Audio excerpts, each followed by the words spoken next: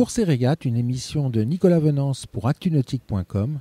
Courses et Régates est parrainé par le Bavaria C38, le juste équilibre entre performance, croisière et sécurité.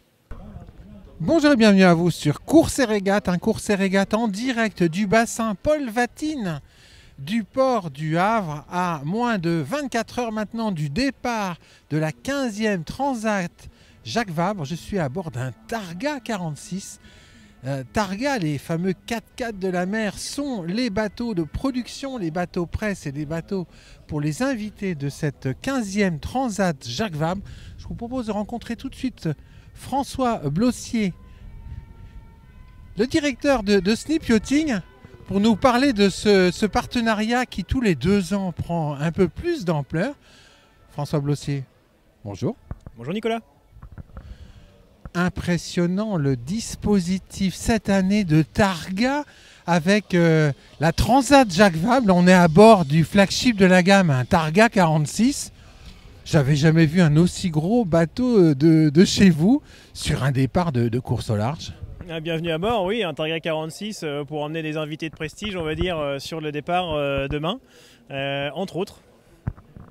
Incroyable. Alors c'est la 4e fois que Targa et Snip Yachting, vous êtes les partenaires des organisateurs de la Transat Jacques Vabre.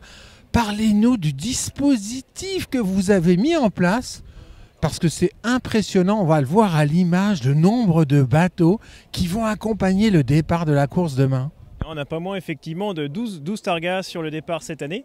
Alors on a 6 bateaux qui vont emmener donc la presse nationale et internationale, donc photographes, journalistes, etc. France Info, France Bleu pour les citer en exemple. On a également 3 bateaux pour la production TV, donc ce sera des images qui sont rediffusées pour toutes les chaînes médias. On aura un bateau qui sera plus attribué pour France Télévisions avec un commentateur en direct. Et on a aussi 3 bateaux pour emmener des invités comme celui-ci pour suivre le départ au plus près de l'action. Oui, alors c'est une utilisation très, très particulière. Comment s'est opéré le rapprochement avec les organisateurs de la Transat Jacques Vabre? C'était en quelle année? C'est la 4e édition là? Oui, c'est la 4e édition, c'était en 2015. C'est grâce à des contacts, on va dire, de la Ligue de voile de Normandie. Moi, je suis originaire aussi de la région et on a commencé avec 1 ou 2 bateaux pour emmener quelques invités. Et de fil en aiguille, chaque année, on a eu quelques bateaux de plus, de par en fait la particularité de ces bateaux qui permettent de suivre les bateaux de course qui sont de plus en plus rapides, leur passage en mer. Nos pilotes aussi qui sont des voileux, donc qui savent se placer correctement par rapport aux concurrents sans les gêner bien évidemment. Donc de fil en aiguille, on est passé de 2, 4, 6, 8, 10 bateaux, 9 bateaux je crois la dernière édition, et là 12 sur celle-ci. Donc maintenant, bon, effectivement le mot s'est passé et on a directement aussi des personnes qui demandent à l'organisation d'être sur les targas si possible pour suivre le départ. Oui, parce que vous, les Targas, c'est des bateaux qu'on surnomme les 4x4 de la mer. Passage en mer est extraordinaire. Oui, si on peut encore effectivement les citer, mais effectivement c'est leur renommée et elle n'est pas volée. On a vraiment des bateaux très stables qui permettent de suivre ses concurrents à 25 nœuds en ayant quand même un caméraman qui est debout sur ses pieds à l'arrière. Donc à ces vitesses-là, c'est pas toujours évident. Donc on arrive à suivre à 25 nœuds, 30 nœuds si la mer le permet, ces bateaux. Là, bon, les ultimes, on va voir demain, mais je pense qu'on aura sûrement plus de mal à les suivre si vraiment on part sur des allures un peu travers, etc. Où là, à plus de 30 nœuds, faut pas rêver, on aura du mal à les suivre. Par contre, les IMOCA, les classes 40, les multi 50, on va essayer de les suivre le plus loin possible, au moins jusqu'à Fécamp. Jusqu'à Étretat, pardon. Et voilà, en espérant que la mer le permette. Mais bon, si nous, on ne peut plus le passer, je pense qu'il y aura plus grand monde sur l'eau. Oui. Ça, c'est clair. En semi-régis, ce sera difficile et ce sera très humide. Alors vous êtes l'importateur français des Targas, mais vous êtes aussi importateur de 2 marques de voiliers, parce qu'à la SNIP, vous êtes aussi des sacrés voileux. Alors quand on vous rencontre sur le bassin Paul Vatine, il y a une sacrée excitation de voir tous ces voiliers de course. Ah oui, oui, complètement. C'est ça aussi, c'est un ensemble en fait. Évidemment, on a des bateaux exceptionnels, mais on a aussi des pilotes qui sont connaisseurs, qui sont des gens qui connaissent la voile. Et oui, à la SNIP, on vend des voiliers, hein. On a des marques, la marque Bavaria, la marque X-Yacht, donc on vend, on prépare. C'est une passion à la base. On est des passionnés, d'ailleurs plus de voiles à la base, mais on est tombé un peu tous d'amour aussi sur les targas, qui finalement sur des bateaux qui sont atypiques, hein.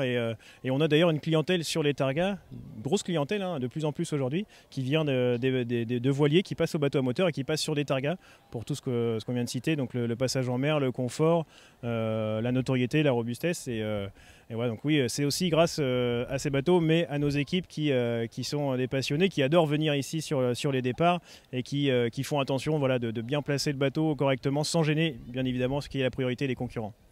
Alors, elle s'annonce comment la journée? Quel est le programme demain pour vos targas? La journée va être chargée. On va commencer par accueillir tous nos invités, nos professionnels. Ça a commencé donc aujourd'hui pour monter le matériel sur les bateaux. Ensuite, demain, on départ sur l'eau va être autour de midi, entre 11h et midi à peu près, selon les besoins des médias, de la production, etc. Ensuite, on va aller dans la zone de pré-départ pour aller voir au plus près les concurrents qui ne sont pas encore partis. Donc sur des allées au ralenti, on peut s'approcher plus près. Donc on va pouvoir aller discuter un peu avec eux, aller les voir au plus proche. Donc ça va être entre midi et 1h15, on va dire. À 1h30, donc on a le top départ. Donc là, il n'y aura que deux vedettes de production télé qui vont prendre le départ en même temps que les concurrents. C'est-à-dire qu'on sera avec eux sur la ligne, uniquement deux vedettes.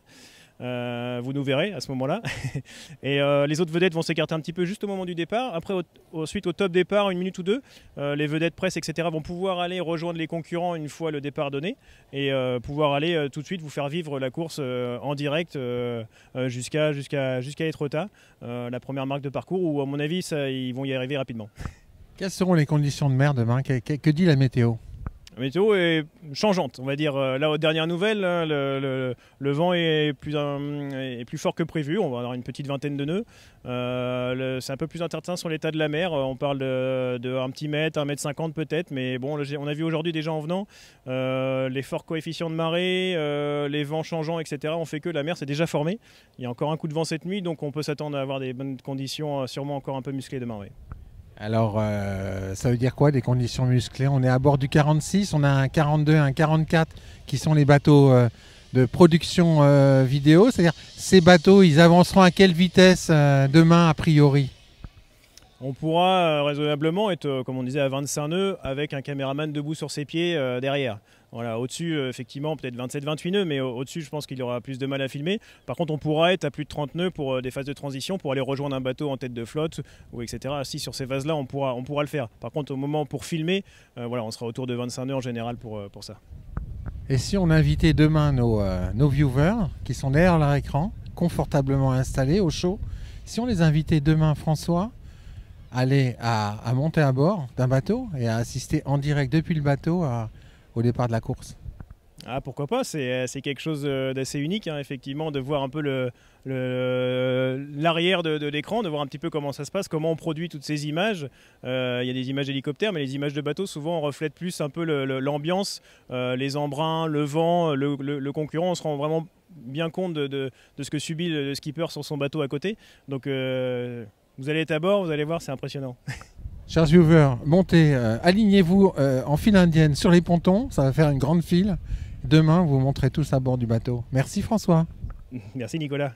Voilà, et puis moi, je vais vous quitter avec un panoramique sur ce bassin Paul Vatine qui accueille les classes 40, les IMOCA et les Ocean 50. Voilà, en direct du Havre. À très bientôt sur Courses et Régates.